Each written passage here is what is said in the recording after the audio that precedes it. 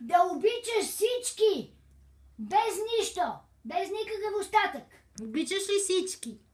Обичаш ли всичките хора? Но никога дявола не споменава и повече да не съм те чула.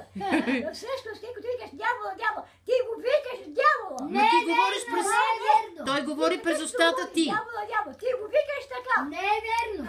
Не Не е верно. Съпротивлява му се, той е под нашите нозе. Какъв ще говориш за дявола? Не е верно. Значи дявол ти го викаш. Ти Не, говориш ти за говориш за болката. него. Не е било, не. Ти говориш за Нямаш болката. болка, защото той те лъже.